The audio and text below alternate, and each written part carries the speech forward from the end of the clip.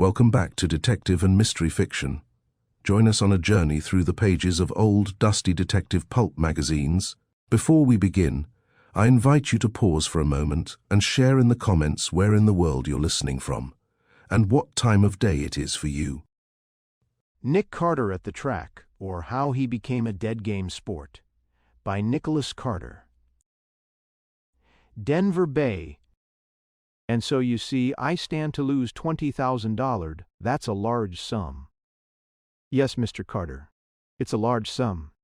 But a middle-aged gentleman like yourself ought to be aware that risks are sometimes forced upon people who handle money in large sums. The celebrated detective smiled as he looked into the excited countenance of the Wall Street man before him.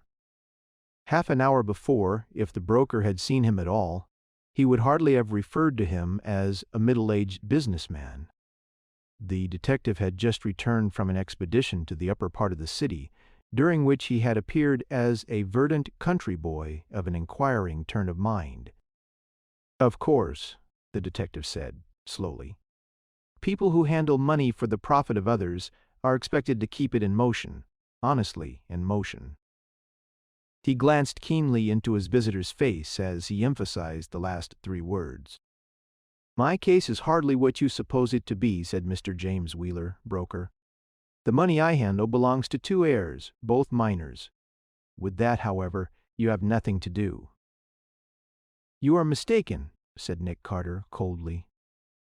"If I am to handle your case, I must have your fullest confidence.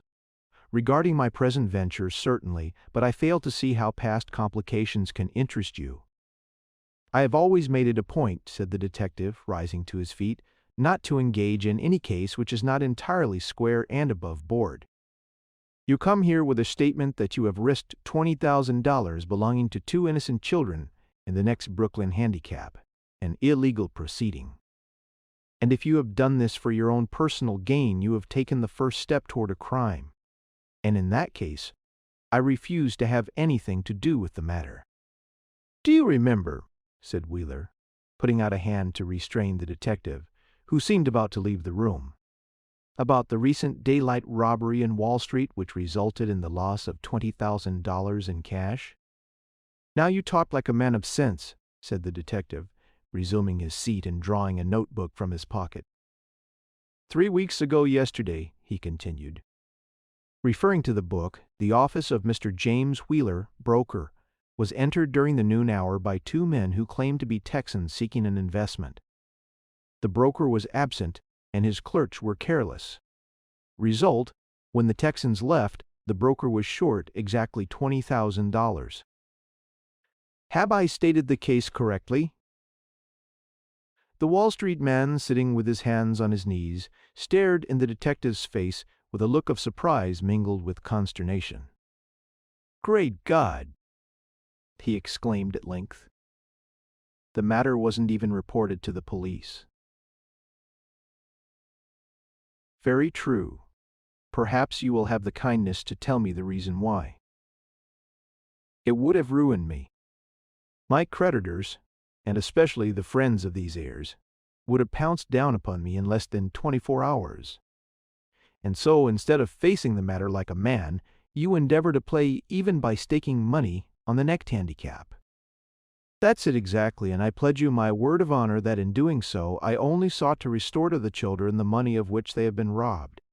And now they are likely to lose 40,000 instead of 20. "I am afraid so. What reason had you for supposing, when you staked the money, that Denver Bay would win the race? To tell the truth, I was half crazy when I made the investment. In doing so, I only followed the drift of public opinion regarding the horse."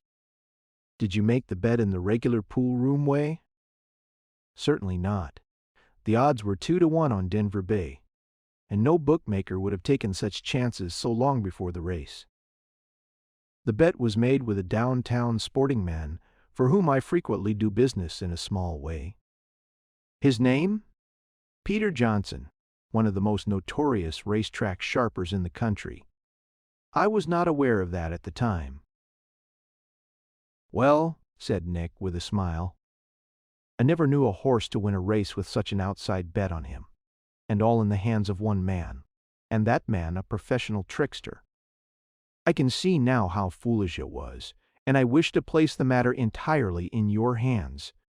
I am certain that the horse is to be fixed in some way so that he cannot win. What makes you think that? I have no definite information on the subject. It is true, as we say on the street, it is in the air. No sporting man will touch the brute now, and those supposed to be on the inside are warning their friends not to risk their money on him. It does look pretty black.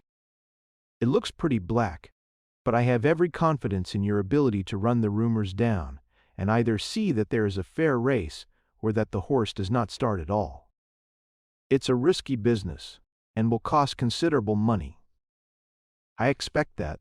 Will you take the case? I will take it on one condition. Name it in this.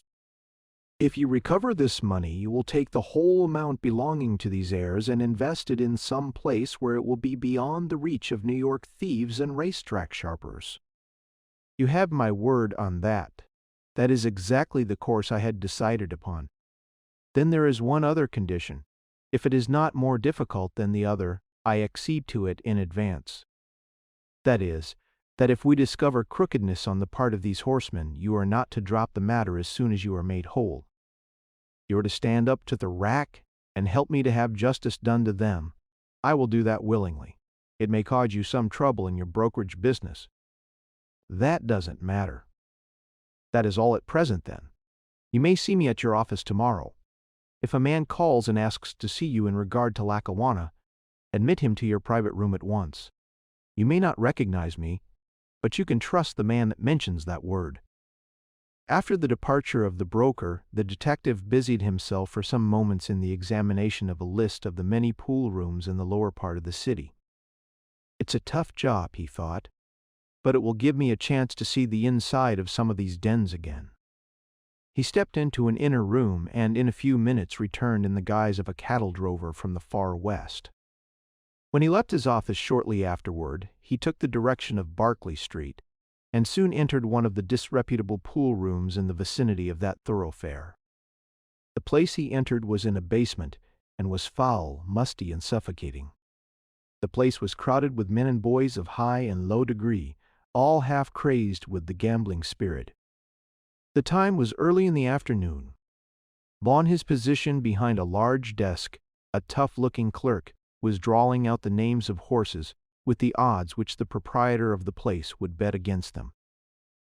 It is generally supposed by the public that these pool rooms merely conduct a commission business, and that the odds offered there are the ones posted at the racetrack. But this is by no means the case.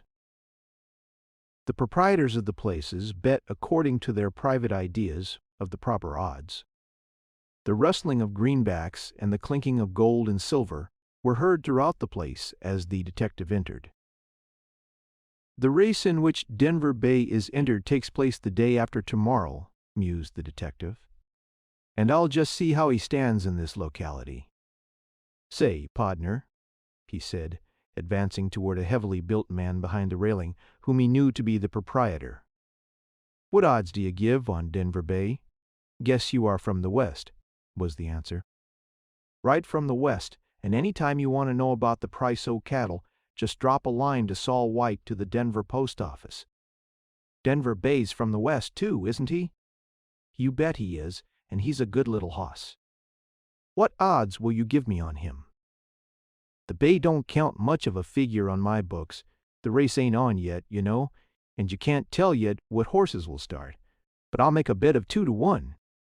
"You can't do business with me at that figure," said Nick, turning away. "Hold on," said the sharper, pretending to look over the leaves of a notebook in his hand. "I'll give you 5-to-1 if you want to back your favorite. 10-to-1 would be nearer right. You can't have much confidence in your horse." "'Tain't my horse. I thought I'd drop 50 or 100 just for luck. 1,000 to 100 is a pretty wild bet. You don't have to make it. Tell you what I'll do. If you'll make it 15-to-1, I'll go you 100. Nick Carter watched the face of the bookmaker as he made this proposition, and saw at once that he was pleased to get a bet even at such odds. "All right," said the bookmaker. "Put up your dust. Here is your ticket." "If the horse don't start now," said Nick, counting out the money, "I get this back, I suppose." "That'll be all right," said the other, in a non-committal sort of way. "When I sell my cattle," said Nick, resolved to learn still more regarding the pool room idea of the horse, "I may want to bet some more. I'll take all the bets you want to make at that rate." "Will they let me see the horse?" "You'll have to settle that with the trainer." "Where is he?" "In one of the stables near the track, I suppose." "Well, I guess I'll go over tomorrow and see him." "I'll bet the hoss'll know me like a book." "Why, pardner, I've rode behind him many a time." "What's that you're giving us?" asked one of the plug uglies who infest that part of the city, crowding up against the detective. In paying over the money, Nick had purposely exhibited a large roll of bills. He was positive that such a course would attract the attention of some of the sharpers about the place, and would lead to some sort of conversation. "I was just a-sayins," he said, turning to the bully with a benevolent look, "that I've rode behind Denver Bay many a time." "Good little horse," said the other, "but I think I can give yer a pointer or two on him." "Don't give it away here," said Nick in a whisper. "I don't give nothin' away. I gets money for pointers, I does." As he spoke, he took the detective by the arm and led him to the meanly furnished bar-room in the rear of the place. "I'll just tell you," he said, as they stood at the bar with liberal glasses of whiskey before them, "that yer want ter play dat hoss for second place. I've been playin' him for winner. Well, you just take my tip, and go ahead on it. It's all right." The detective paid for the drinks and turned away, but the other caught him fiercely by the arm. "Hold on here," he said with an ugly look. "That tip'll cost you just $10. "I didn't ask you for no tip," said the assumed countryman, with a stare. "Well, you got it just the same, and you'll get something else too if you don't cash up." "You won't get no $10 from me." The bully struck viciously at the detective, who dodged away from him in a clumsy sort of way. Nick was perfectly aware that the man meant business, and had no idea of coming to close quarters with him. He well knew that a clinch of any kind would be likely to disarrange his disguise and thus expose his true identity. With an oath, the bully advanced again and struck a savage blow at the detective's face. Nick simply dodged his head this time, and, striking before the other could resume his guard, laid his opponent senseless on the floor. 2. A little circus. The knockdown created very little excitement in the room. Reports from the races were coming in every few minutes, and nearly everyone there had more or less money at stake. A few collected about the fallen man, however, and Nick had no difficulty in slipping quietly out of the way. He had no idea, however, of leaving the place. His bet had started a little ripple of talk regarding Denver Bay, and he knew that by remaining he might hear something to his advantage.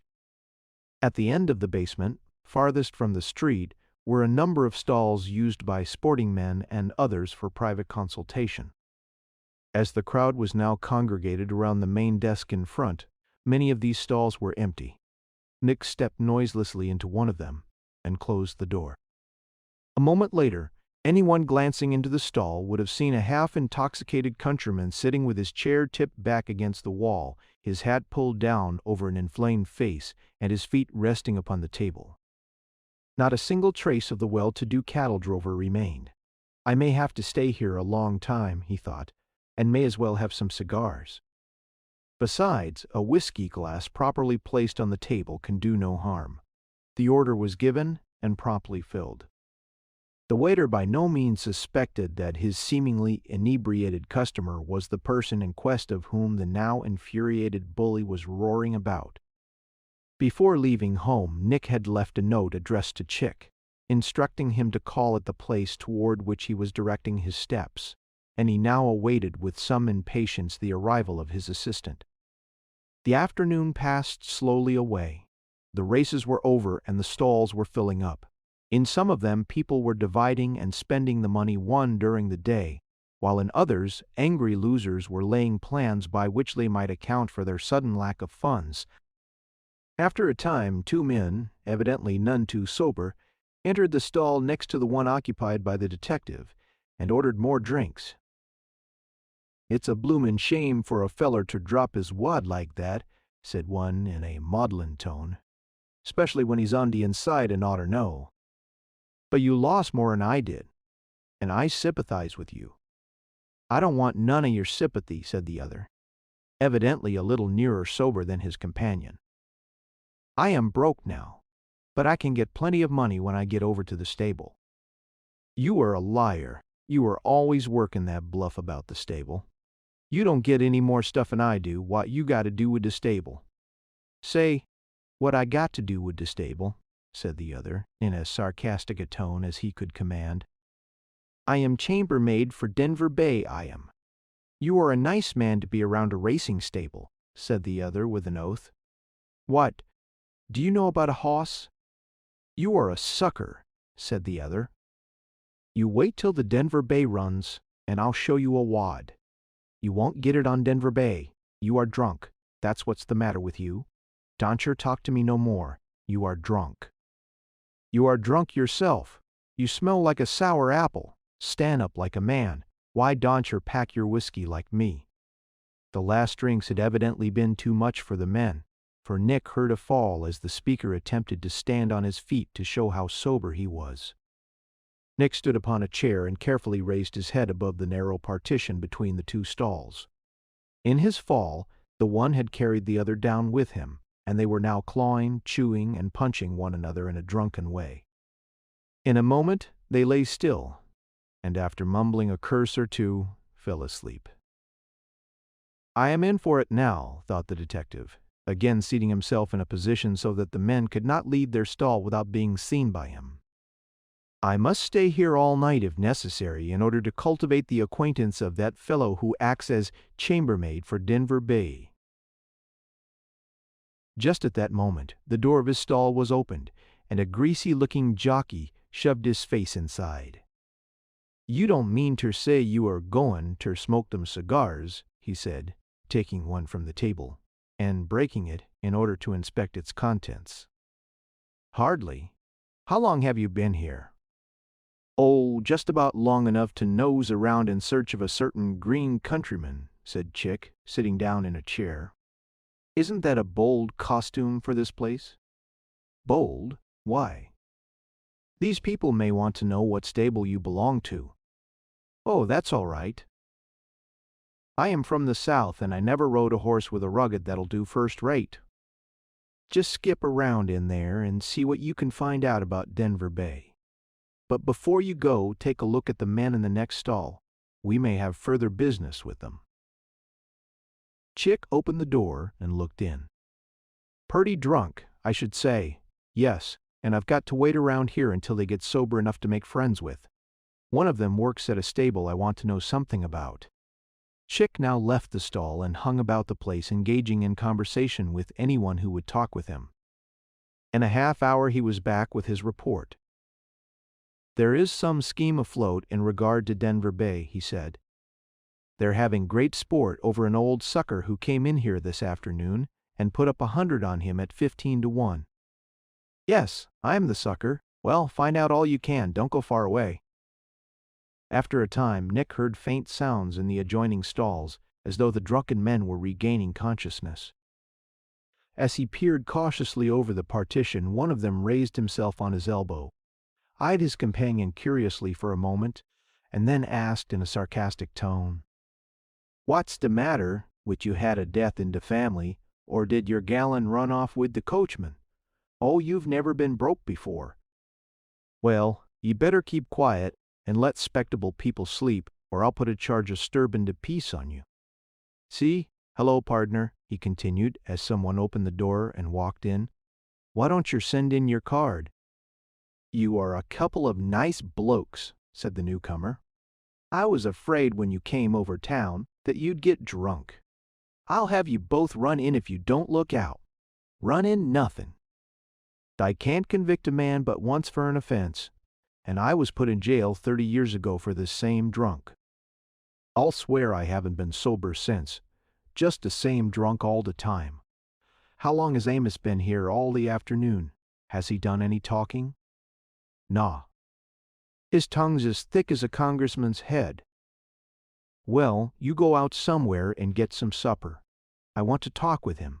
As the fellow slouched out, very much improved by his brief nap, the newcomer seized the man on the floor by the shoulder and shook him roughly. "Wake up here," he shouted in a shrill voice. In his ear, Amos opened his eyes and finally raised himself into a chair. "What have you been saying this afternoon?" asked the other sharply. "Nothing. Did you tell that drunken brute Hazelton anything?" "Not a thing. S'help me." The man passed out of the stall and inspected the rooms on each side. He found one stall empty, and in the other there was only a drunken countryman sleeping with his feet on the table and his chair tipped back against the wall. "Now then," he said, sitting down again, "are you sober enough to understand what I say?" "I am all right now," said Amos, who really appeared to be in fair shape. "Talk away, Martin." Martin talked in a low tone, which, however, was loud enough to be understood by the detective. "It's all fixed. The horse is to be let alone and remain in good shape until the last moment. He is to be fixed after he is brought upon the track. I don't see how I am going to do that. It's easy enough. The dose isn't larger than a marble, and it's rolled up in sugar, so he'll take it fast enough. You can put it in his mouth just as you let go of the bridle at the start. Is the owner posted?" "Hardly," said the other with an oath. "The fool expects the horse to win the race. Does he suspect anything?" "No. He's heard the talk, of course, but he thinks it a trick of the poolrooms to keep his horse back." "How are the jockeys?" "Why," said the other with another oath, "what do you suppose I got you in that stable for? If the owner had been in with the game, or if there'd been a jockey I could have depended on, I shouldn't have needed you." "Well, I don't like it a little bit." "What effect will it have on the hoss?" "It'll just set him crazy for a minute or two, and he'll bolt and kick and buck around just enough to lose the race. He probably will be all right in 5 minutes. You understand about keeping him away from the judge's stand as long as possible, of course." "I ain't going to ride him," said the other sullenly. "I only hope the boy that does won't get his neck broken." "Oh, the boy'll be all right. You just rush down the track when you see the break made and fool around after the boy stops him until he has a little chance to get over the dose, so the judge won't suspect anything. You understand now?" "Yes," said the other, "I understand. I wish I hadn't had anything to do with it. Have you got any money?" "I am broke." "You won't drink any more tonight?" "Not a drop." "Well, here is $25. I may not see you again till just before the race comes off. I believe," said Amos, as he took the money, "that Denver Bay would win that race if you'd let him alone. In that case, it would cost my man just $40,000. As Martin passed out of the stall, the door was left open for an instant, and Amos stood directly in front of it, with the greenback still in his hands. Neither he nor Martin observed the greedy look which two shabby-looking fellows who were passing at the time cast upon the money. But Nick Carter from his position took it all in. "I am in great luck again," he thought. "If those two loafers are the kind of fellows I think they are, I'll have a chance to help that man out of a scrape before long." The next moment the two men advanced to the door of the stall occupied by Amos and stepped inside. It was now after dark, and the part of the room in which the stalls were situated was but dimly lighted. There was still excitement enough around the cashier's desk to attract the attention of those who still lingered in the place. So there was really very little risk in what the two men evidently intended doing. As they advanced, Nick leaped to the top of his table, but remained in such a position that no part of his body could be seen from the other side. "Hello, pard," said one of them, putting his hand familiarly upon Amos' shoulder. "You've been lucky enough today to buy the drinks. Yes, and hurry up," added the other. "I am mighty dry," I lost every dollar I put up. You are lucky, then, to have such a fly-looking chap hand you a roll like that." Amos sprang back and drew up his fist. "If you come a step nearer, I'll knock you down first," he said, "and then I'll call the police." Both men drew billies and advanced toward him. Just then a most unexpected thing occurred. Nick Carter leaped lightly over the partition, landed upon the table between the combatants, and at once settled one of the ruffians by a well-directed kick under the chin. The other, too astonished for a moment to make any movement of defense, was piled on top of his companion by a fist blow under his ear. "Now then," said Nick, addressing the astonished horseman, "those fellows won't lay long in that way, and we'd better get out here mighty quick." 3. A large bet. The detective and Amos passed out of the stall and out of the place, leaving the two ruffians lying unconscious upon the floor. As they reached the street, Amos pointed with his finger toward the place they had just left. "There'll be a big racket down there," he said. "We won't be in it," was the reply. "Those fellows are two of the toughest thieves in the city. You know them, then? They were pointed out to me one day." "Well, I don't think they'll want to be pointed out to you again. You did some of the quickest work there I ever saw. Quick work was necessary about that time.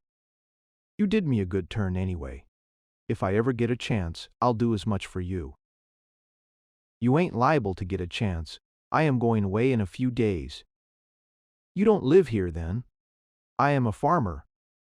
"Where are you stopping?" "Most anywhere. Why not come over and stay with me tonight?" "Don't mind if I do." Nick was more than pleased at his good fortune in getting within reach of the tricky sporting men's tools so soon. He suspected, however, that the man he was with would be followed by his scheming employers from that time until the race was over. He was fully aware that men who commit crimes and engage others to assist them in their nefarious work never trust their tools implicitly. His first idea was to ascertain whether spies had actually been set upon his companion. He also desired to know whether Chick was in a position to be within reach if needed. In order to do all this, it was necessary for him to leave Amos alone for at least a few moments. "Look here," he said, as they were starting up the street, "I'm a little anxious about those men down there. I'd like to know whether they are hurt much." "Well, we'll go back if you like." "No, you step into this saloon and I'll go back alone.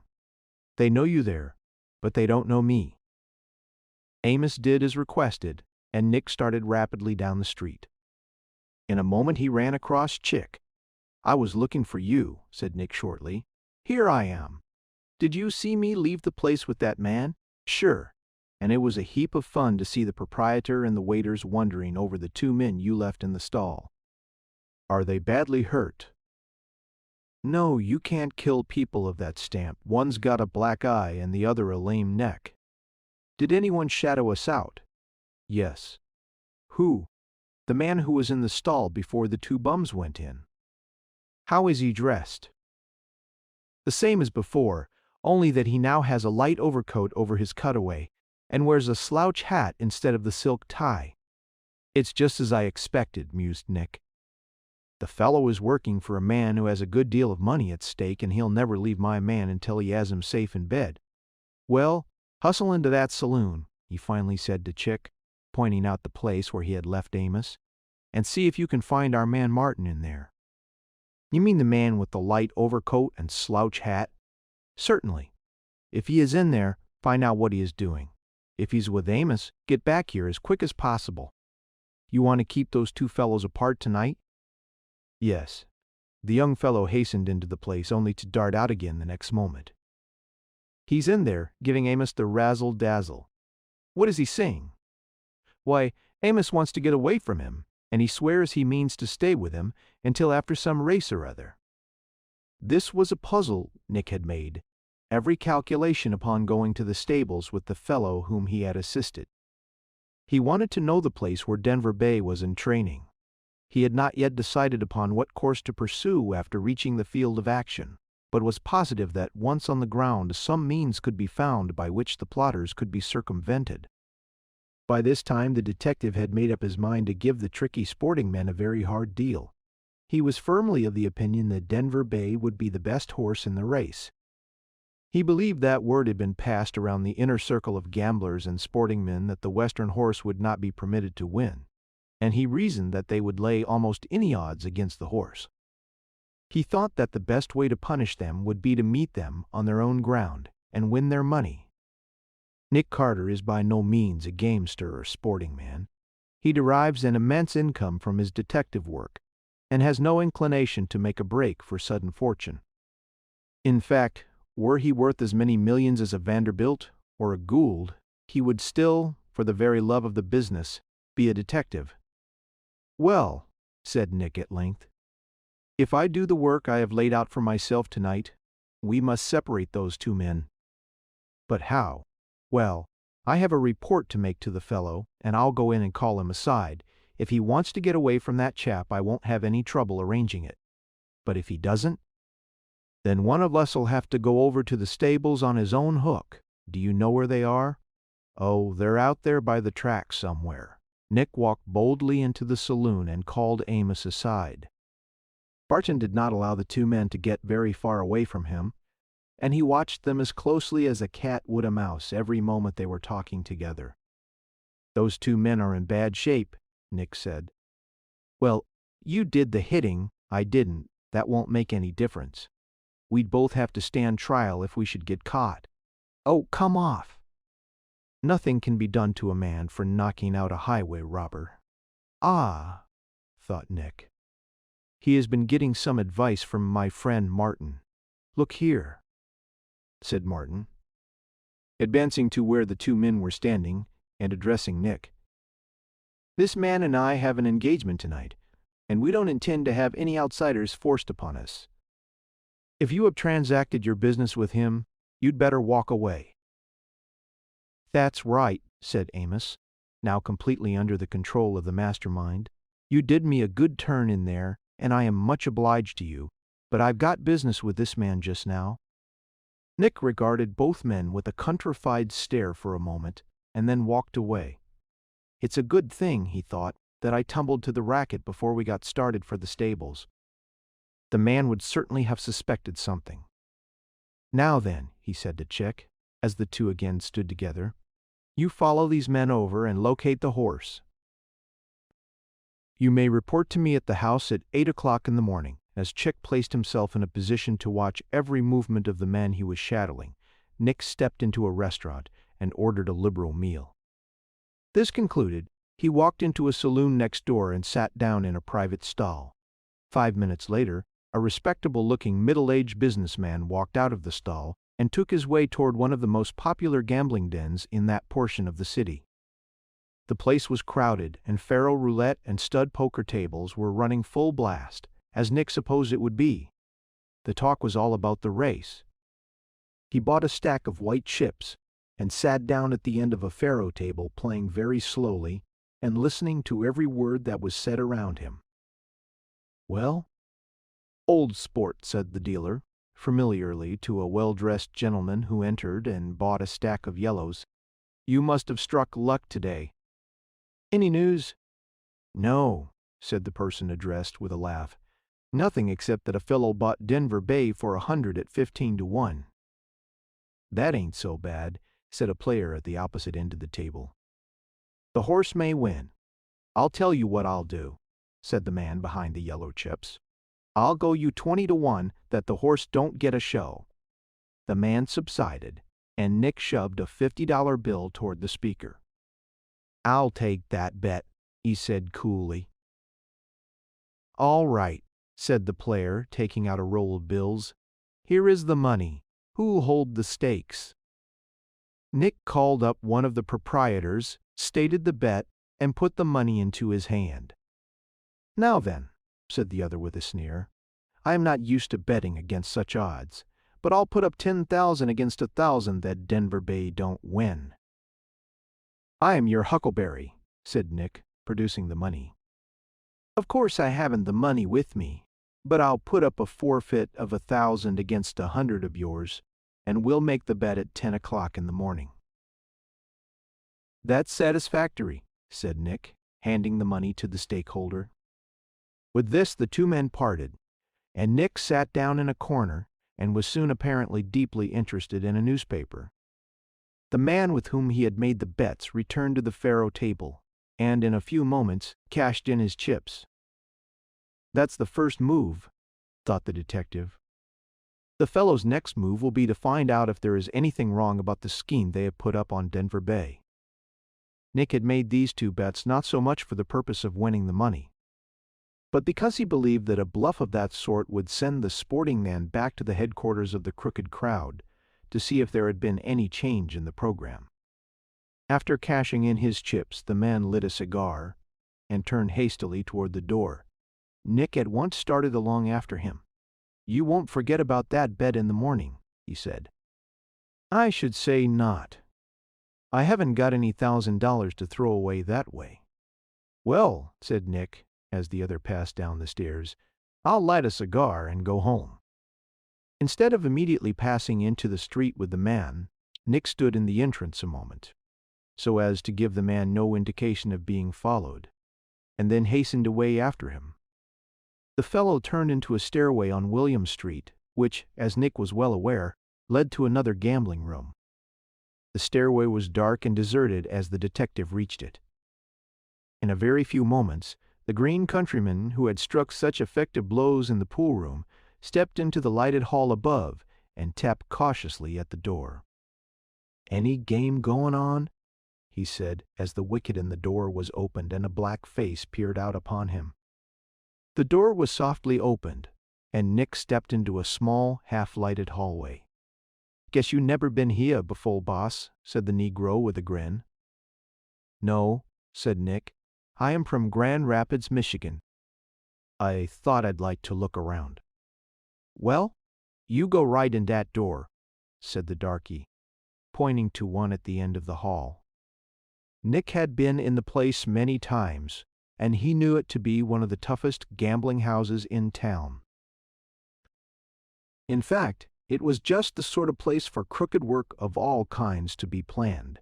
The apartment into which he had been shown was but a small part of the den. The rooms in which the schemes were hatched, and where the gamblers spent their leisure hours, opened from the opposite end of the hall.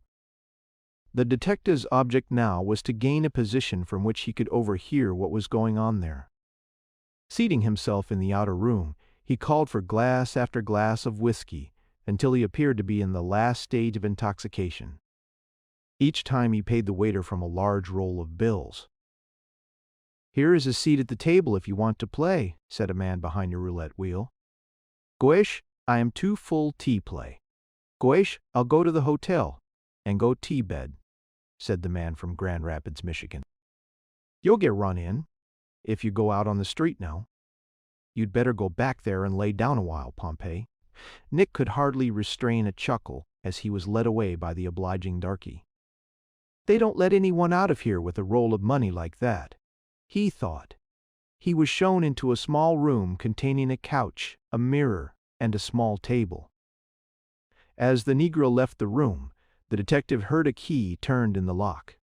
Nick lost no time in making a close examination of the apartment. He had sized up the Negro carefully, and in 5 minutes he was a pretty good counterfeit of that sable gentleman. A sound of voices now came faintly from the direction opposite from the entrance to the room he was in. It was very indistinct, however, and after a moment's inspection of the room beyond, through the keyhole, the detective applied his picklock and soon found himself in a small dark room from which he could hear the voices quite distinctly. "I tell you it's all right," said a voice with an oath. "Well, it's mighty strange that bets should be picked up in 2 places in one day." The voice was that of the man with whom the detective had made the bets. "You are a suspicious chap, Brower," said the first voice. "Ever since you made that $20,000 daylight haul down on Wall Street, you think everybody in town is after your money. Well, I'll go and make the bet in the morning, then." Nick, anxious to get a view of the man whose voice he did not recognize, stepped lightly on a table to look through the transom. The table gave way beneath his weight, and fell to the floor with a crash. In a moment, the men in the room beyond were on their feet. Nick sprang to the door through which he had entered the room, closed and locked it after him, and made a dash for the outer room. At the door he was met by 2 employees of the place, whose attention had been attracted by the noise of the fall. "What's the matter, Pomp?" one of them asked excitedly. "That ain't Pomp," shouted the other, reaching for his pistol. "That's some spy." Nick struck out hard and quick, and both men went down. Before the man at the table could get upon their feet, or get where they could make any effort to stop him, the detective was at the outer door, confronting the Negro who had admitted him. The darky sprang to the door as though to bar his exit. The next moment he felt the cold muzzle of a revolver pressed against his temple, and sank trembling to the floor. As Nick stepped out and bounded down the stairs, a bullet struck the wall just above his head. "I shall have to fine myself for that error," he thought, as he hastened away from the stairway into the crowd. "If I had kept on my countryman's uniform, they would have regarded that break I made as the result of curiosity on the part of a country chump out to see the town, and I might have learned something more about that $20,000 daylight haul on Wall Street." 4. A howling swell. Promptly at 8 o'clock next morning, Chick made his appearance at Nick Carter's private office. He had the appearance of a man who had had a hard night of it, but was still full of pluck. "Did everything go all right?" Nick asked. "Yes, I was reasonably successful." "Well, for my part, I don't think I scored any very brilliant success after we separated. After a good deal of hard work, I struck just the place I wanted, and then a table broke down with me and I got out of the joint just ahead of a bullet." After receiving his assistant's report, Nick dressed himself in the costume in which he had first met the Wall Street man and took his way to that gentleman's office. "Tell Mr. Wheeler," he said to the clerk in the outer office, "that I want to see him in regard to that Lackawanna deal." "You are to be shown in at once," said the clerk, opening the door to the inner room. The broker appeared to be awaiting the arrival of the detective and was in anything but a calm frame of mind. "You were right," the detective said, "in supposing that undue means would be employed to prevent the horse winning the race. I've been hoping almost against hope that my suspicions were unfounded. I wish I had pocketed my former loss and let this matter alone. There is still a chance to save yourself without taking any risk." "What do you mean?" "The horse can be kept out of the race." Nick eyed the broker keenly as he made the suggestion. "I've been thinking about that. It's easy enough done, and in that case, you will recover your stakes. And still that leaves me just where I started in. Why didn't you think of that before taking the steps you did last night?" "You are mistaken. I've done nothing at all in the matter since seeing you." "You have not been at the stables since leaving my house yesterday afternoon." "I have not. You have authorized someone to go there?" "I have not." Nick reflected a moment before speaking. "You could have no motive in deceiving me," he said at length, "but it's very singular for all that. I don't understand you. It isn't necessary at the present time that you should, but I am deeply interested in the matter, and never mind that now. I am not here to be cross-questioned, but I infer from your remark that something unusual took place at the stables last night. Not that I am aware of. You talk in riddles. One of my men simply learned the true condition of affairs there, that's all. Does it affect me? Slightly. Then I ought to know. Not if you adhere to the resolution expressed yesterday afternoon to let the horse go in the race." "It isn't any use to try to pump you, I see," said the broker with a smile. "You will have your own way. I usually do." "You are lucky. Now to business," said Nick, taking a slip of paper from his pocket. "If you still desire the case to go on as originally mapped out, you must go to this address at 10 o'clock with $900 in currency, and stake it on Denver Bay. But my dear sir, I have too much money on Denver Bay now." "Count this as part of the expenses of the case, then, I put up 100 as a forfeit last night against 1,000. In other words, $10,000 will be staked against 1,000. That's it. You have a great deal of confidence in the horse and also in your ability to make the race a square one. I never copper my own bets. The broker took the required amount of money from the safe and put it into his pocket. What sort of a place is it? It's a gambling house, but you will be used respectfully, and any money staked there in the regular way is safe. Shall I find you here when I return? No. I'm going a part of the way with you. Why not all the way? I have reasons of my own for not doing so. The two men passed out of the office together and were soon in the vicinity of the gambling house. The broker passed up the stairs, and Nick stood in a neighboring doorway carelessly smoking a cigar. In a few moments the broker reappeared and was about to approach the spot where Nick stood when a quick motion informed him that he was to pass on without recognition. Did he make the bet? Nick asked, seeming to address no one in particular. The broker nodded and went on. Before long the man with whom Nick had conversed the previous evening passed down the stairs and took his way to a neighboring pool room. The detective followed until there was no doubt as to where the man was going, and then walked about the street for some moments in deep thought. When he finally entered the pool room, the man stood at the desk talking with the proprietor. "There is no doubt in my mind," Nick heard the latter say, regarding the horse's ability to win. "The only question is whether the boys will do their work well." "You can't gamble on anybody's honesty when it comes to dollars and cents," was the reply. "The other side has the age now and can afford to put up a lot of money to have things go their way. Well, you'll have to take your own chances. I suppose so. You are too old a sport to get bluffed into a bet of that size." "Yes, I ought not to have done it. There may be some way out of it yet." "I'll try and find some way," said the other, with a scowl as he turned away. After leaving the place, the sport, whom the proprietor addressed as Brower, took his way to a messenger office, sent a boy out with a note, and then hastened to a fashionable saloon in the neighborhood. "Now then," thought Nick as he took a seat not far from him out of the range of his sight, "I'll soon find out how many different games they are playing over at the stables." The sport settled himself down behind a paper as though he had some time to wait.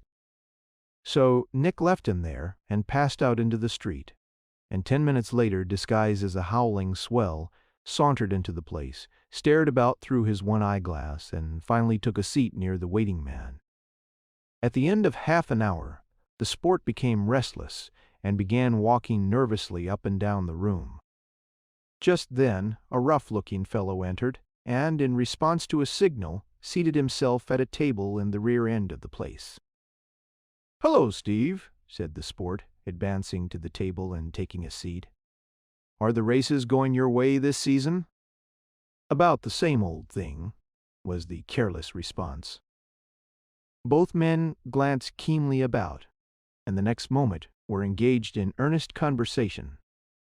Nick strolled around toward the back part of the room, stupidly gazing at the handsome paintings hung upon the walls. But the men, evidently very suspicious, dropped their voices to whispers whenever he came near them. "This won't do," thought Nick. "I must find out what those fellows are talking about." Every effort to overhear them, however, failed, and he finally gave it up after a long talk, during which Nick saw some money pass from the sport to his companion. The former left the place.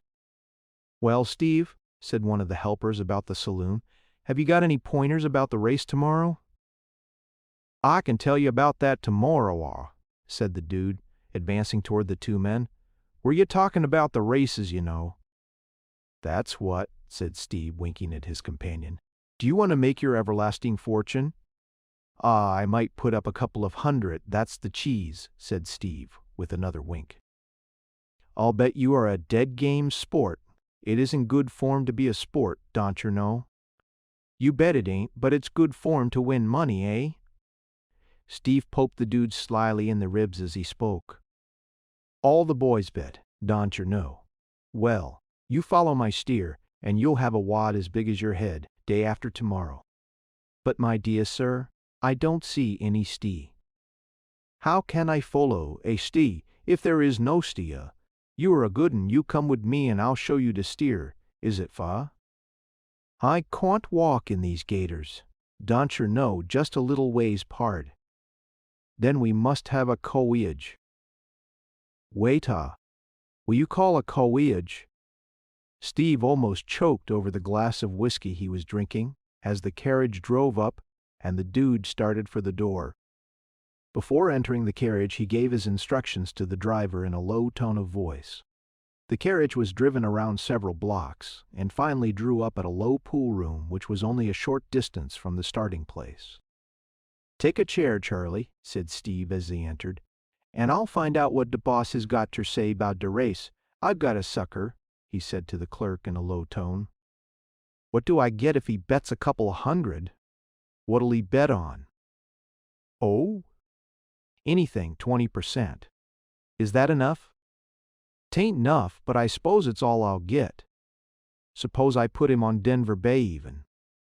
"Don't do that," said the other hastily, "because if the horse shouldn't—" The fellow hesitated with some confusion in his manner. "What's that?" demanded the pool room man sharply. "Are there any new tricks over that horse?" "I don't know anything about any tricks." "Well, if you don't, no man in New York does. That's all right. But I didn't come here to talk about that. Let's get down to business." Nick's sharp ear had taken in every word of the conversation, and he at once resolved to test the fellow's knowledge of Denver Bay's standing. "Aw," he said, advancing toward the desk, "I see Denver Bay is on the board. I'll bet on him." "I wouldn't do that," said Steve.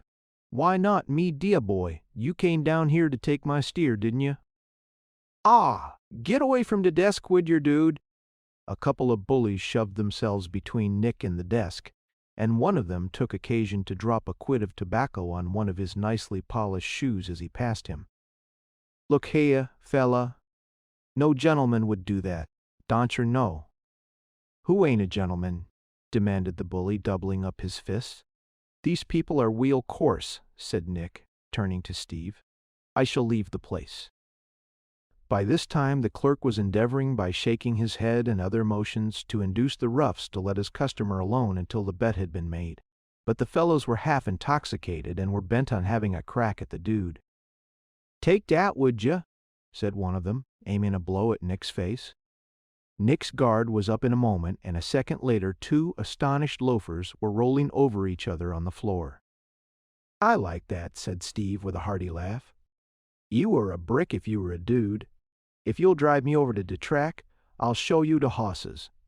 I've got a date over there about this time." The toughs did not appear anxious to renew the contest, so Nick and his new friend left the place and were driven away. 5. A jockey in trouble. The carriage containing the dude and the man Morris, whom he had picked up at the saloon, stopped at a roadhouse a short distance from the stables. Nick was not yet posted regarding the conference at the saloon between Morris and the man Brower who had summoned him there. He was satisfied that some scheme was on foot which had nothing to do with the plot engineered by Johnson, who had staked $40,000 against $20,000 of James Wheeler's money, that Denver Bay would not win the race. Johnson wanted the horse to run and be beaten. The detective did not know exactly what the Brower crowd did want.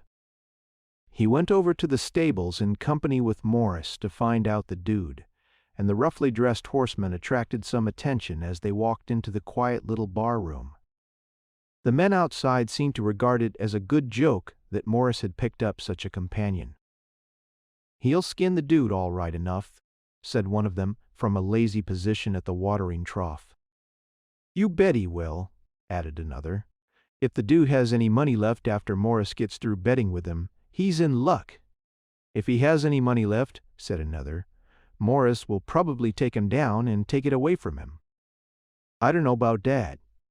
Did you notice the dude's neck and shoulders?" While the men outside were talking, Nick and his companion seated themselves in a small room opening from the bar room. Nick ordered drinks and cigars liberally, and Morris was soon on the road to a high old time. "Say, young feller," he said, lighting a cigar and turning away just long enough to permit Nick to empty his fourth glass of whiskey into a spittoon. "You knocked them fellows around pretty lively over there. I was deuced scared, don't you know? Well, you acted to me just like a man who enjoyed it. I really didn't know when I hit them. Deuced lucky, wasn't I?" "'Twasn't all luck, I guess," said Morris, eyeing the dude suspiciously. "Oh, come now. You mustn't talk that way to a fella." "Hello there!" shouted one of the loafers from the outside, pushing the door open with his foot. "Be you fellers goin' on de retired list?" "We're busy just now," said Morris angrily. "All right," said the other, with a loud guffaw. "Work de dude for all there is in it." Morris started excitedly to his feet. "What do you want here, anyhow?" he demanded. "No offense," said the other with a smile. "I just thought I'd look in and ask about the news over town. It's too early for news over town." "There ain't much going on there till afternoon." "You mean about the races, of course. I'd like to know how to win a couple of hundred. You won't find out from me if you stand there all day." "Well, so long," said the other, closing the door with a bang. "I didn't know but what de dude might stand treat," he added, sneaking back to his companion. "Ah," said Nick, as the fellow disappeared. "Just touch the bell and we'll have something more to drink." By this time Morris was considerably under the influence of liquor. He swallowed his whiskey sullenly and looked at his companion after the wise manner of half-drunken men. "You didn't get a bet yet," he said with a hiccup. "That's what I am waiting for. You promised, you know. Tell you, partner, I took you into that pool room to do you out of a couple of hundred, and I'd a got 40 for doing it." "That's quite awful," exclaimed Nick, throwing up his hands in astonishment. "But I like the way you bumped those toughies up there, and you have acted square in bringing me here, so that I am goin' ter give you a tip." "Really? Now, yes, you are a man of your word, ain't you?" "Pon hona? Well, then, I want you to promise me that you will give me half a century after you get your money. Really, now, isn't that too much?" "You can make any amount you like, pard." "I might lose, you know." "Will you give me 50 if you win?" "Why, yes." "Well, den you bet on Daisy for de handicap tomorrow." "But, my deah, sir, what's the matter with Denver Bay?" "De hoss ain't in it, but his name is on the card, deah boy, I tell you," said the other, pounding his fist on the table in drunken impatience. "De hoss ain't in it, but my deah boy, I've got money bet on Denver Bay now. You'll get dat back. I don't see how. If de hoss don't start all, de bets will be declared off, won't dey?" Nick sat for some moments in silence. "Here are the two schemes," he thought. "Johnson wants the horse to run and be beaten, and Brower does not want the beast to start. What do you say?" Nick was thinking fast, and did not answer for some time. "I am responsible for the Brower end of the scheme," he thought. "The fellow doesn't dare to risk his $10,000. The detective smiled as he thought how little confidence crooked sporting men have in each other's word. In this case, he thought, it may be that Brower doubts Johnson's ability to fix the horse. He's afraid of some failure in the plan at the last moment. The detective now had two plans to select from.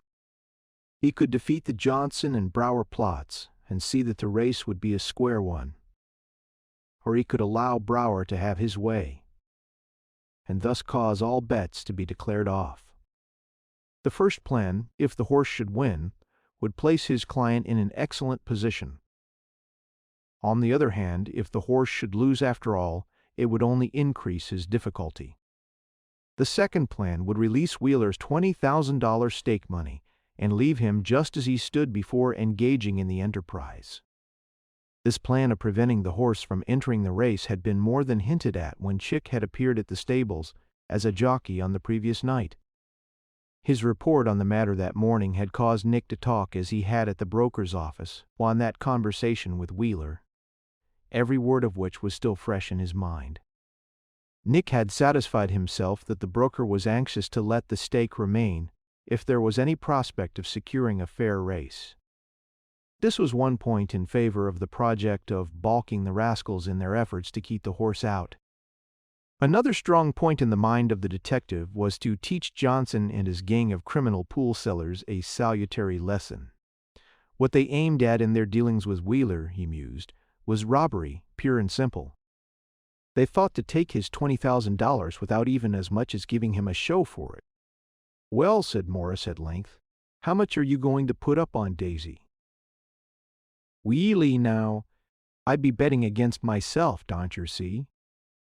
Didn't I tell you you'd get the money staked on Denver Bay back again? Why don't Denver Bay run? Now look here, if you are going round telling that Denver Bay isn't going ter start, you won't be doing yourself any good and will get me into trouble. You don't want to do that, I suppose?" "My dear boy, of course I wouldn't cause you any trouble if you do," began Morris, pounding his fist upon the table.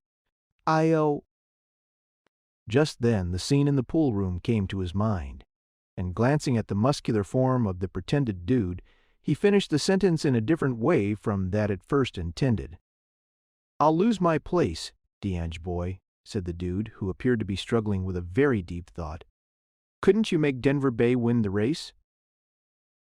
"Denver Bay," said Morris solemnly, "is by long odds the best horse entered for the race.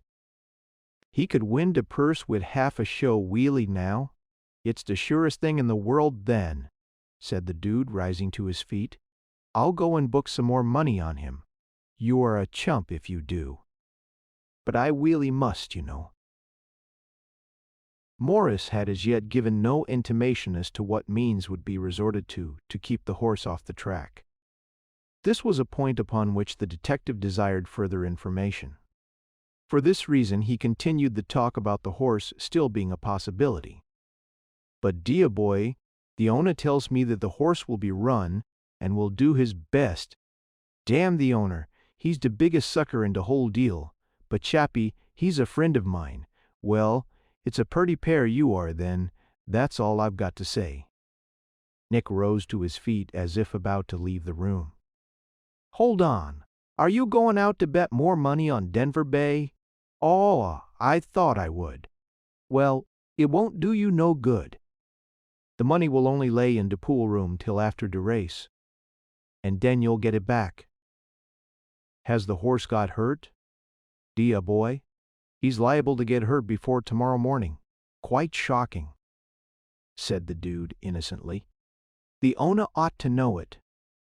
Damn the owner, if he wants to set around here and let his horse be used up right before his eyes, let him do it.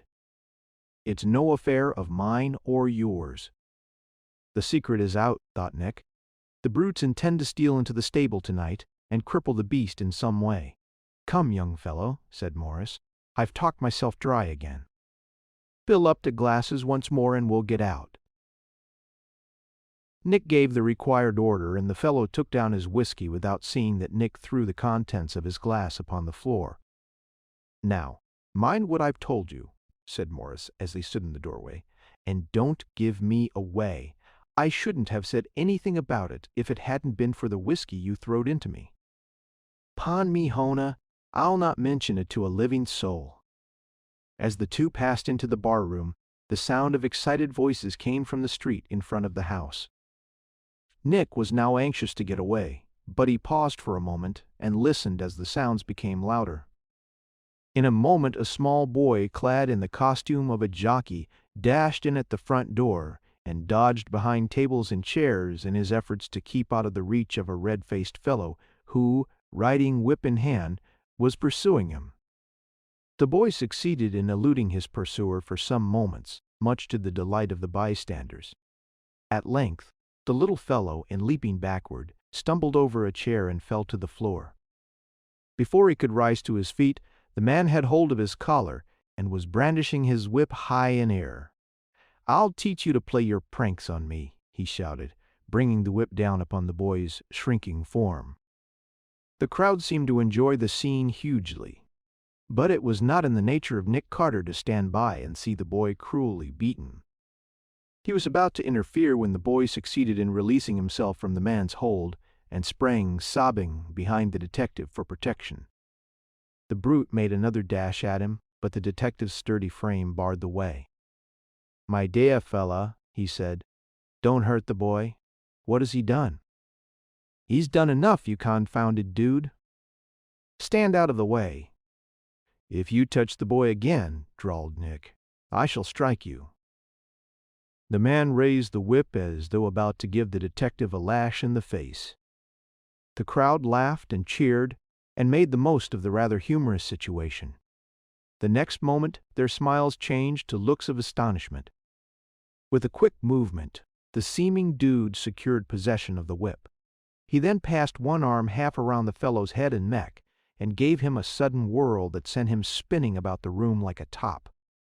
As he spun, around the detective applied the whip with no gentle hand and fairly whirled and lashed the fellow out of the room. "Hurrah for the dude!" yelled a chorus of voices as the defeated man stood outside swearing and shaking his fists. "I thought there'd be some fun." "Windy Dollar raised his whip onto dude," said Morris. "You oughter seen him clean out a couple of plug uglies into pool room today." Nick paid no attention to the remarks that were being made about him, but devoted his whole attention to the boy. "Where do you work?" he asked hurriedly. "Over there in the stables." "What horses are there in the stables?" "Oh, Daisy, and Denver Bay, and a whole lot of 'em." "Can you get away about dark?" "Yes, sir." "Well, show yourself in the road there just below the house about dusk, and I'll pick you up in a carriage. Will you come?" "You bet I'll come. That man would have killed me if it hadn't been for you." "I am making up now for last night's bad luck," thought Nick, as he turned around with an insipid stare and in a drawl asked the bystanders to join him in a drink. As he turned away from the bar a moment later, he noticed a well-dressed man entering the front door and hastening directly upstairs, as though desirous of remaining unnoticed.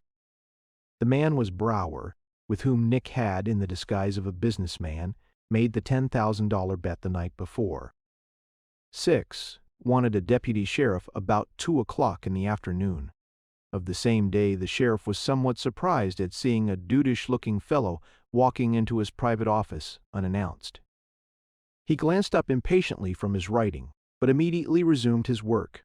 "Transact your business in the outer office, please," he said. "Aw," said the dude, gazing stupidly through his one eyeglass. "Are you the person in Poa?" "Transact your business in the outer office," repeated the sheriff peremptorily. "Can't do it, Medea boy." The sheriff threw himself angrily around in his revolving chair and faced the intruder. "What do you want?" he demanded. The dude closed the office door carefully and threw himself into a chair in front of the irate official. "I have an idea," he said in his natural tone of voice, "that there may be a racket at the racing stables tonight, and I want an understanding with your men." "Who are you?" "Nick Carter, at your service." "Well, well," exclaimed the sheriff, extending his hand. "You would deceive your own mother in that rid." "All in the way of business," said Nick with a smile. "I begin to recognize you now, although it has been a long time since I have had the pleasure of putting eyes on you. I've been rather busy, and the fact of the matter is that I am rather crowded for time now." "You have men at the track, I suppose?" "Certainly. The police are supposed to keep order there, but we always have men on hand to look out for pickpockets and notorious criminals who are wanted here and in other places." "Shall you have men at the stables tonight?" "There are half a dozen there, I believe, who have been engaged to look after the safety of the horses. Will you be kind enough to give me a note to one of them?" "Certainly. I'll drive over with you if you think it necessary." "I think it would be better not. I am handling a peculiar case in which I have constituted myself judge, jury, and executioner, and I think it will be better for me to go alone." "As you choose, you know, Mr. Carter, that you can command me in any way." "Well, it may be necessary for me to make an arrest there tonight. If so, I want to have one of your men within reach so that I can place the prisoner into his hands at once. That's easily accomplished. I will write you a note which will place all the deputies in that vicinity directly under your charge. After the arrest, if one is made, I want the prisoner hustled away and lodged in jail without any fuss being made over it. In other words, you don't want the people around there to know that an arrest has been made. That's it exactly. The sheriff wrote busily for some moments, and then handed the detective a slip of paper which he had placed into an unsealed envelope. There you are, he said. Show that to any man you see wearing my badge, and your orders will be promptly obeyed. Thanking the sheriff for his assistance, Nick hastened away. At dusk that night, a carriage drove slowly along in front of the roadhouse. A few yards from the front of the house, a young boy in a jockey uniform was standing. "Here you are, boy," called a voice from the carriage. "Jump in, quick." The boy sprang nimbly into the vehicle. As he took his seat, he glanced hastily at the only other occupant and started back in alarm. "You are looking for the dude who saved you a thrashing this morning?" "Yes, sir." "Did he send you?" "Yes," said Nick, nodding to the driver to proceed. "Are you employed at the stable where Denver Bay is kept?" "Yes, sir." "Well, I want to sleep there tonight." The boy glanced keenly at the coarse and ill-fitting garments of the pretended countryman who sat on the seat beside him, and asked, "Ain't you got no other place to stay?" "Never mind that. I've taken a notion to sleep in the stable tonight. You don't mean no harm?" "Not a bit, my boy." "Well, I guess I can slide you in, but there'd be an awful racket if they should find out." "I'll take all the chances on the racket. Be you the duffer what give the man a whippin' this morning? Do I look like him?" "Not a bit." "Well, I am the same man. And if I did you a favor today, you must do me one tonight.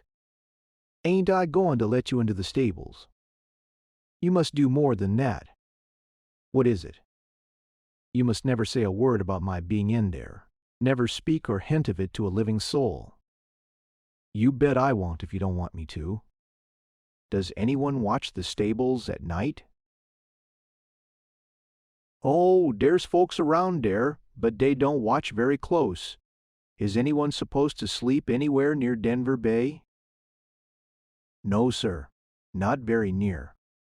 "What time can you let me in?" "You come to the big doors about 10 o'clock then. If anyone sees you, they'll think you are one of the men working around there." "That's just the thing." "When I get in, point out Denver Bay's stall and go away as if nothing had happened. Is the Bay going to win the race tomorrow?" "I hope so. I hope so too. He's a dandy horse." After some further conversation, the detective let the boy out of the carriage, and a few moments later left it himself. The night was quite dark, and the lights still burning about the stables had very little effect at 10 o'clock, when the detective made his appearance at the place indicated by the boy. The jockey was in waiting for him and soon had him snugly stowed away under Denver Bay's manger.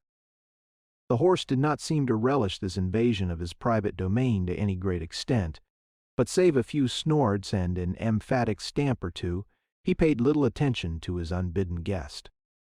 There were sounds of voices about the place for some time after the detective had secured his position, but just before midnight all grew still.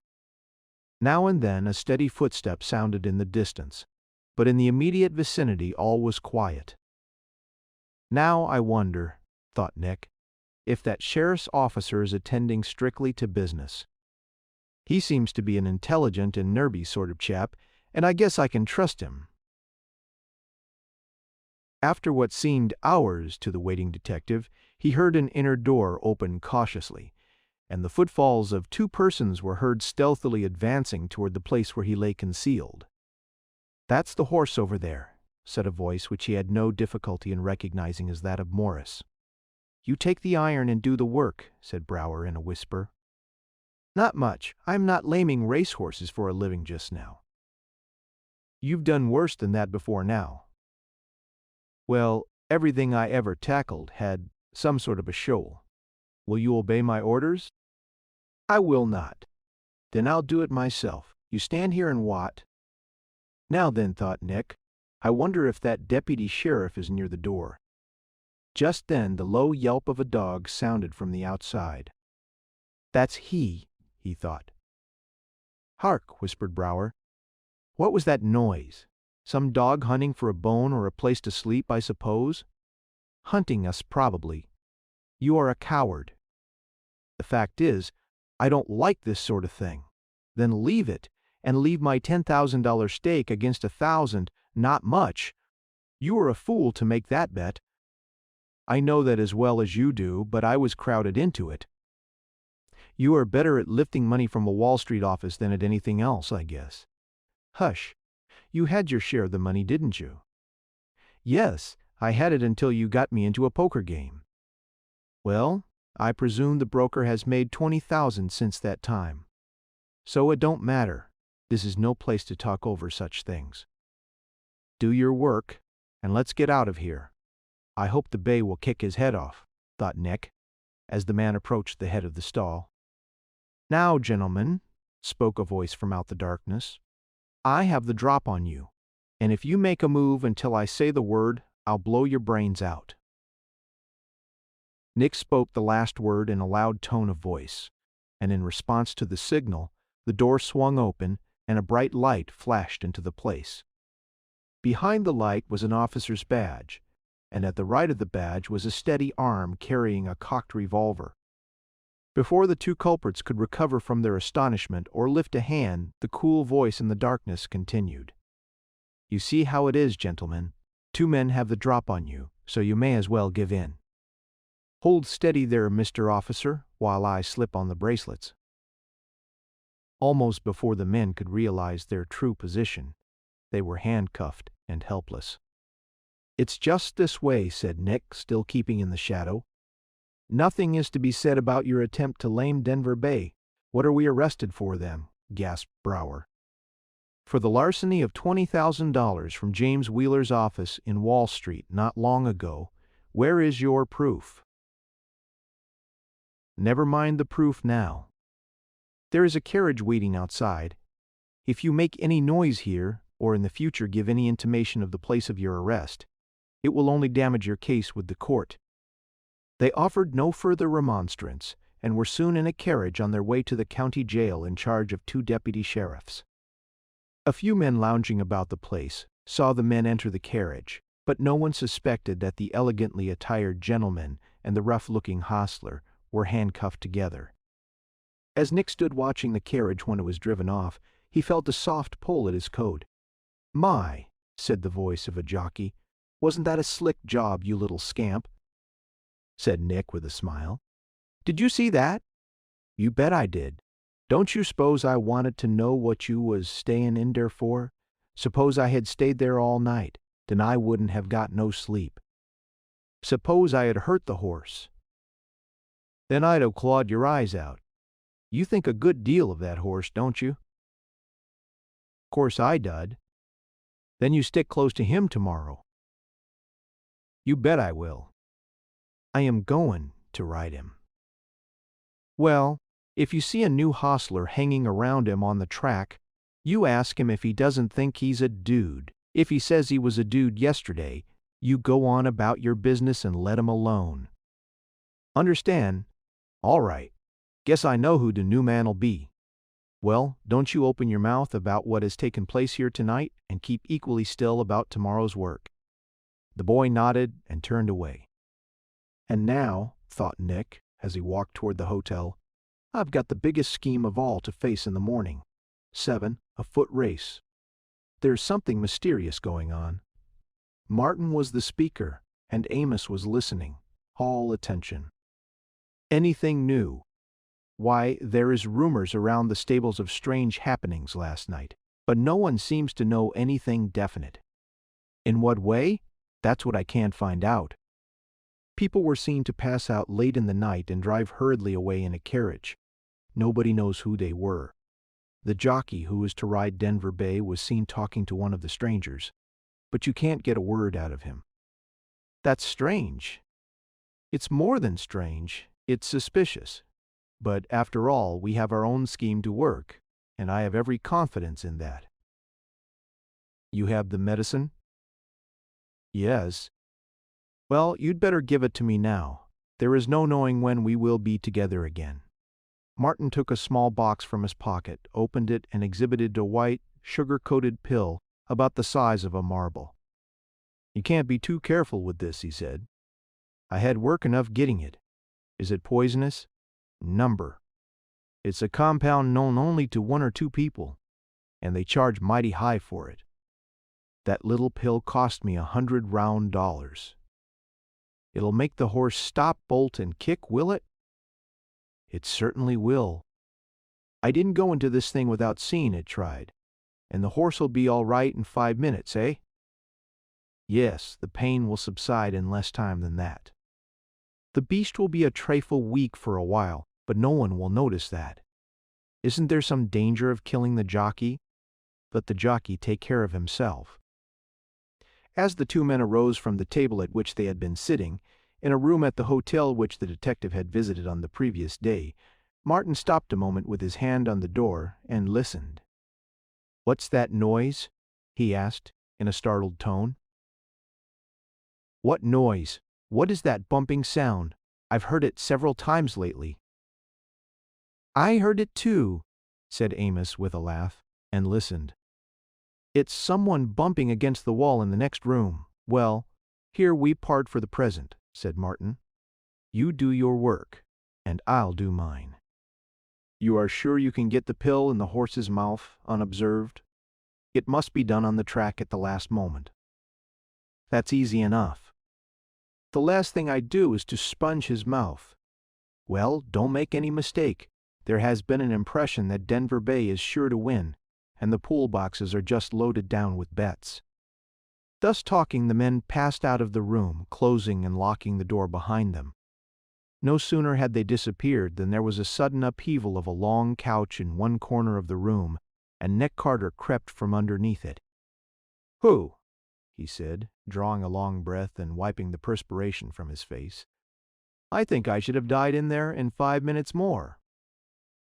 The celebrated detective had, as a matter of fact, been concealed in the narrow space between the sofa bottom and the floor for 4 long hours. Early in the day he had heard Martin engage the room and give explicit orders that no one should be allowed to occupy it during the day. Not long after, he had heard him make an appointment with Amos at that place. By the use of his picklock, Nick had entered the room and concealed himself. He was already aware of Martin's plans as they had stood 2 days before, but he thought that a change might have been made since the details were arranged in the pool room stall, and wanted to make sure of his ground. They stick to their original plan, he thought, and I've had this long watch for nothing. But after all, I was not in a position to take chances. He wore the dress and had the appearance of the ordinary employee of the racing stable.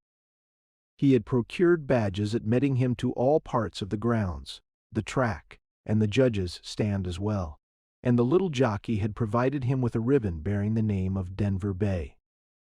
This would enable him to work around the horse after he appeared upon the track.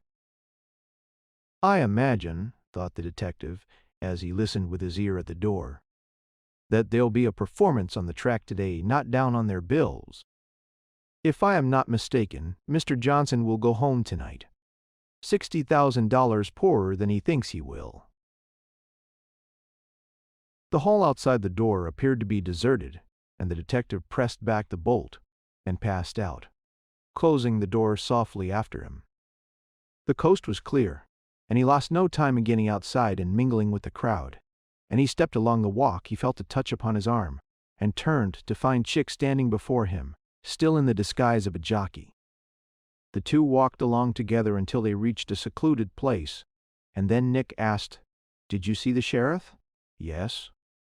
"Everything is all right at the jail. Brower and Morris are locked up in separate cells, and no one is the wiser for their being there. Have they done any talking or sent out for friends?" "They talk most of the time, threatening all sorts of things. and Brower has been trying all the morning to send a messenger over town to call that $10,000 bet off. The sheriff didn't allow him to send out any word, did he? Of course he didn't. He understands as well as we do that that is Wheeler's money. You gave the sheriff my note, of course? Yes, and he had a great laugh over it. He couldn't imagine yesterday what I wanted his men for. I suppose he knows now. Then you didn't tell him? No, I didn't tell him. I got what I wanted without doing that. Now, said Nick, I want you on the track this afternoon when the handicap starts, and as close to Denver Bay as you can get without attracting attention. Is there liable to be a scrap? It strikes me that I have been in about enough scraps in this case. After some further conversation, the detective and his assistant parted, and the former walked slowly back to the hotel. Amos was nowhere in sight when he reached the crowd lounging about the place. 5 minutes later, Nick stood in front of the counter of a small drugstore, a short distance from the track. The clerk in charge came out from behind the prescription screen to wait upon him. I want a sugar pill, said Nick, with a smile. The clerk reached out his hand and took down a jar of homeopathic pellets. Hold on, said Nick. Those are too small. Besides, they are medicated, are they not? Nothing but pure sugar, said the clerk, putting a few into his mouth and chewing them with evident relish. That ain't what I want, said Nick, stepping around to the showcase where a line of marbles and toys were displayed. I want just one about the size of one of those marbles. It must be perfectly round and smooth and hard. Can you make one? I certainly can. Well, do so at once. The clerk retired behind the screen and in a few minutes came out and stood behind the counter facing the detective. I've got it made just as you ordered, but it will take a few moments to dry. It will be hard, will it? As hard as a rock. Nick purchased some cigars and sat down by the window to smoke.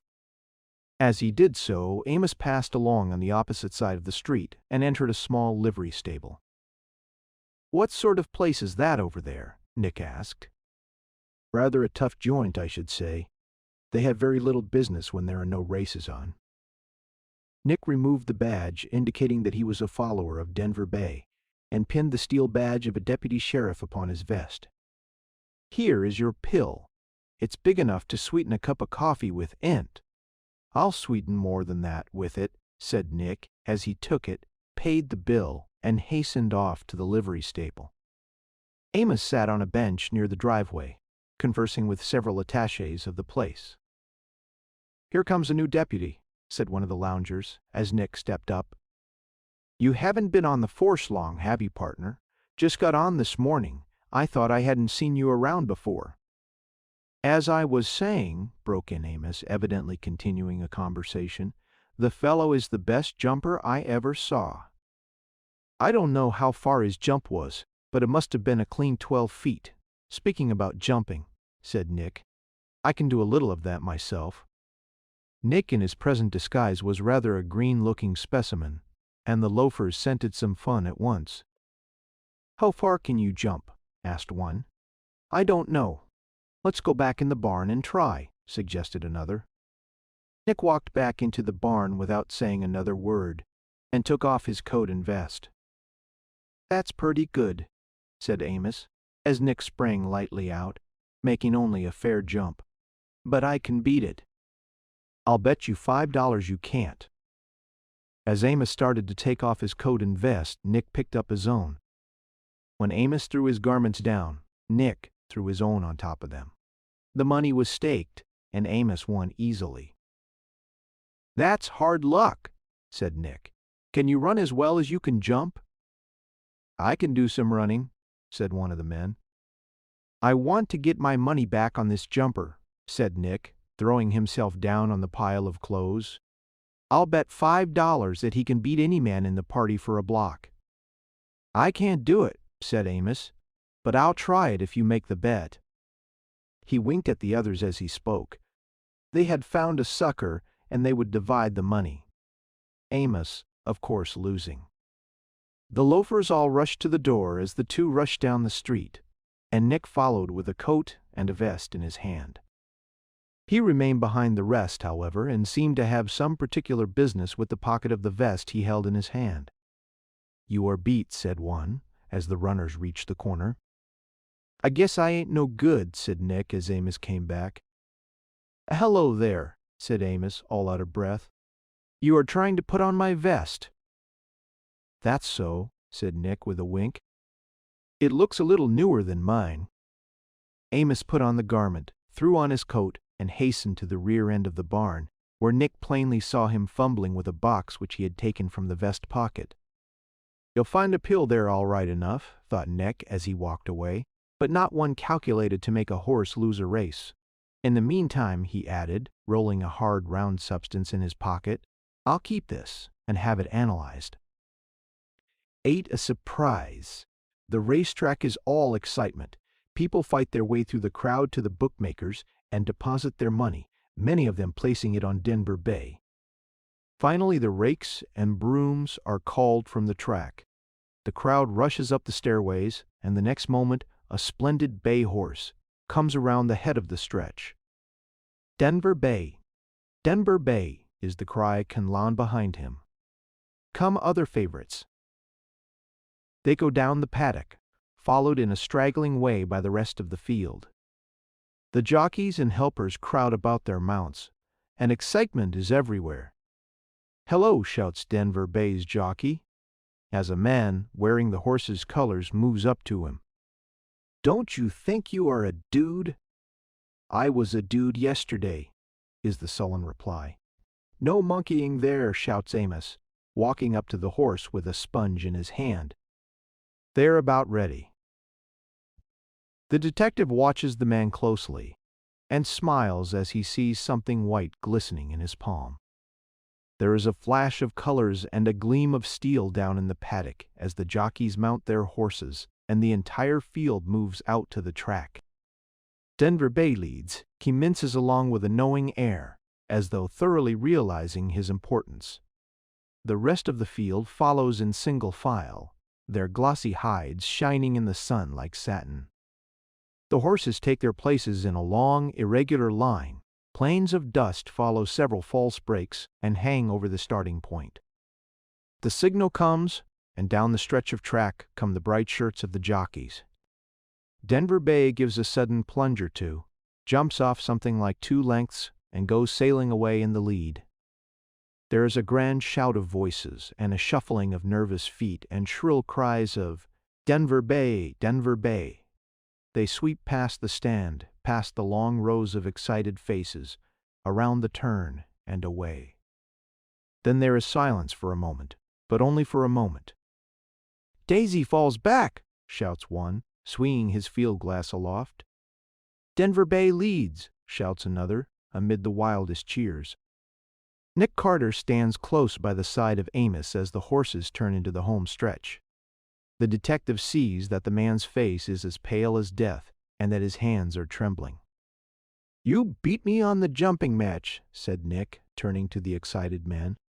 "But I'll bet you an even 10 that Denver Bay wins the race."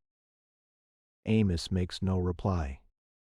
He pushes his way hither and yon in the crowd, muttering incoherently to himself. "It must be time," Nick hears him say, as the thunder of hoofs grows louder. "If it don't happen, they'll all blame me." With straining muscles and glaring eyes, the horses pound up the track, Denver Bay still in the lead. "This is ruin," gasps Amos, now utterly regardless of the people about him. The horses are only a few rods away. Then Nick sees the excited man grasped by the throat, and realizes that Martin, desperate and unable to control his passion, is fighting with his tool, as dogs fight in the gutter. The horses thunder past, and Denver Bay wins by a good length. The great handicap race is over, and Denver Bay is officially declared the winner. As the crowd surges around the winning horse, and the jockey is being weighed, there is a cry from the grandstand that someone has fainted. Nick sees that the excitement is about the spot the Wall Street broker selected as his seat, and hastens in that direction. As he reaches the place, Wheeler slowly opens his eyes and reaches out his hand. Not a word here, whispers the detective as he bends over him. Are you able to walk? I think so. You see, it rather knocked me out. Well, get a carriage here and drive away. Nick places the broker in a carriage and then turns back toward the track. You did nobly, he says to the jockey a moment later. Keep what took place last night to yourself and come to this address tomorrow forenoon. The detective hands the boy the broker's card and hastens away. Now then, he says to the broker as they drive slowly along, I want to tell you, now that it is all over, that I don't like these kind of cases, but you have saved my reputation and have saved the property of 2 innocent children. Besides this, you have defeated one of the wickedest conspiracies ever put on the turf. Yes, but I don't like it for all that. I don't like the idea of mixing up in these affairs of the turf. My business is to assist the officers of the law in bringing criminals to justice. If the note you sent me this morning is correct, you have also done this? How is that? In defeating the racetrack gamblers, you have captured the men who robbed me of $20,000. That is all that makes me feel in any way easy about my part in the transaction. You have even recovered $10,000 of the stolen money. Yes. But that part of it was all involuntary. I did not set out to catch the thieves or to recover the stolen money. You did both, though, said Wheeler heartily. And I am $70,000 ahead, by reason of your good work, for without your assistance, I should have lost the $20,000 stake money, and would never have recovered the $10,000. You should have faced the loss of the $20,000 like a man, and not resorted to the racetrack to get even. Don't come to me if you ever get into another scrape of the same sort. You remember the promise you made me when I entered upon the case?